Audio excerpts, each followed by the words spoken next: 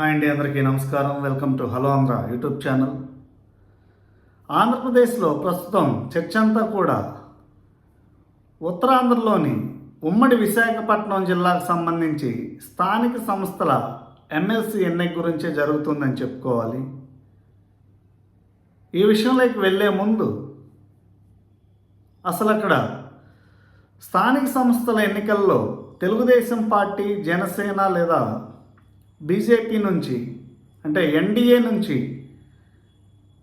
అభ్యర్థిని పోటీలో ఎందుకు పెట్టలేదు, అదొక పాయింట్. ఇక రెండో పాయింట్ ఏంటంటే బొత్స సత్యనారాయణ గెలుపు అనేది లాంఛనమే ఎన్డీఏ అభ్యర్థిని పెట్టకపోవడంతో. కానీ ఈ క్రెడిట్ అనేది వైఎస్ఆర్సీపీ పార్టీకి చెందుతుందా లేదా బొత్స సత్యనారాయణకి చెందుతుందా? ఇంకోటి మూడవది, అసలు బొత్స సత్యనారాయణ చూపు అనేది ఏ పార్టీ వైపు ఉంది? అంటే ఆయన వైఎస్ఆర్సీపీలో కంటిన్యూ అవుతారా లేదా ఆయన తెలుగుదేశం లేదా జనసేన పార్టీ వైపు చూస్తున్నారా? ఈ అంశాలన్నీ కూడా ఒక్కసారి బ్రీఫ్గా డిస్కస్ చేద్దాం. మనందరికీ తెలిసిందే, సరిగ్గా 2 నెలల ముందు సాధారణ ఎన్నికలకి వైఎస్ఆర్సీపీలో ఎమ్మెల్సీగా కొనసాగుతున్నటువంటి వంశీకృష్ణ యాదవ్ తన ఎమ్మెల్సీ పదవికి రాజీనామా చేసి జనసేన పార్టీలో జాయిన్ అయ్యి జనసేన పార్టీ నుంచి టికెట్ పొంది విశాఖపట్నం సౌత్ నుంచి ఎమ్మెల్యే గెలవడం జరిగింది. దాంతో వైఎస్ఆర్సీపీకి చెందినటువంటి ఒక ఎమ్మెల్సీ స్థానానికి ఖాళీ ఏర్పడింది. నైతికంగా చూసుకుంటే వైఎస్ఆర్సీపీ పార్టీకి ఆ ఎమ్మెల్సీ స్థానం అనేది చెందుతుంది కూడా. కానీ నైతికత అనే అంశానికి వచ్చేసరికి ఇక్కడ చంద్రబాబు నాయుడు గారు కూడా అదే అంశాన్ని ప్రస్తావించి ఎందుకు అభ్యర్థిని నిలబెట్టట్లేదు పోటీగా అనే విషయానికి వస్తే, నైతిక విలువలతో కూడిన రాజకీయం చేస్తున్నాం, హుందాగా రాజకీయం చేస్తున్నాం కాబట్టి మేము అక్కడ అభ్యర్థిని నిలబెట్టట్లేదు అని చెప్పడం జరిగింది. కానీ నైతికత అనే అంశానికి వస్తే, గత ప్రభుత్వంలో జరిగినటువంటి స్థానిక సంస్థల ఎన్నికల్లో వైఎస్ఆర్సీపీ ఎటువంటి అరాచకాలకు పాల్పడింది అంటే, అప్పట్లో పోటీ చేస్తున్నటువంటి అభ్యర్థుల్ని బెదిరించడం, నామినేషన్ పత్రాలని చించివేయడం, అభ్యర్థుల మీద దాడులు చేయడం, ఒకవేళ నామినేషన్ దాఖలు చేసినా కూడా నామినేషన్స్ అనేవి యాక్సెప్ట్ చేయకుండా మెజారిటీ అనేవి స్థానిక సంస్థల స్థానాలన్నీ కూడా ఏకగ్రీవం అయ్యేలాగా వైఎస్ఆర్సీపీకి చేసుకున్నారు, అధికారాన్ని అడ్డం పెట్టుకుని. అలాంటప్పుడు నైతికత అనే అంశానికి తావలేదు. కాబట్టి ఇప్పుడు ఎన్డీఏ పార్టీలు కూడా ఆ అంశాన్ని పక్కన పెట్టాలి.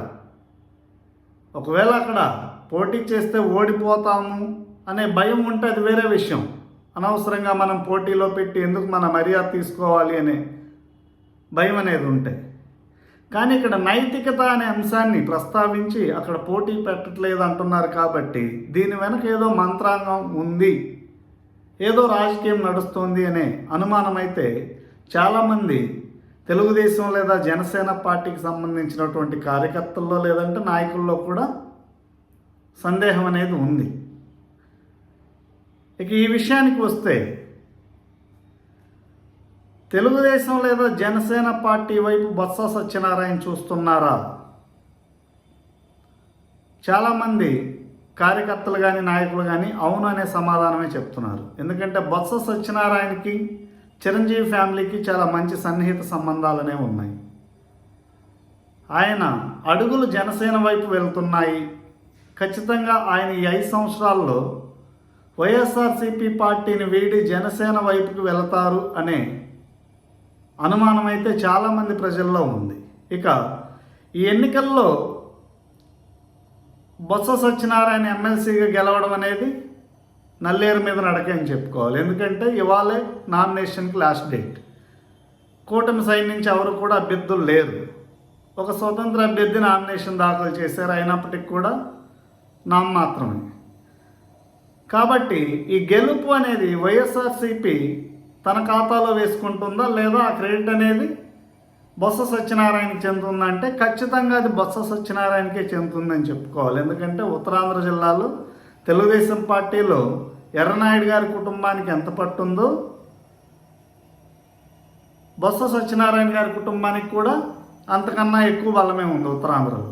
ఇవన్నీ కూడా బేరీజ్ వేసుకుంటే ఖచ్చితంగా క్రెడిట్ అనేది బొత్స ఫ్యామిలీకే చెందుతుంది. అంతేకాకుండా బొత్స సత్యనారాయణ ఏ పార్టీలోకి వెళ్తే ఆ పార్టీకి చాలా మైలేజ్ అనేది వస్తుందని కూడా చెప్పుకోవాలి. ఇందులో భాగంగానే జనసేనకి బొత్స సత్యనారాయణకి మధ్య అండర్స్టాండింగ్ కూడా ఉంది. కాబట్టే అక్కడ కూటమి తరపు నుంచి అభ్యర్థిని నిలబెట్టలేదు.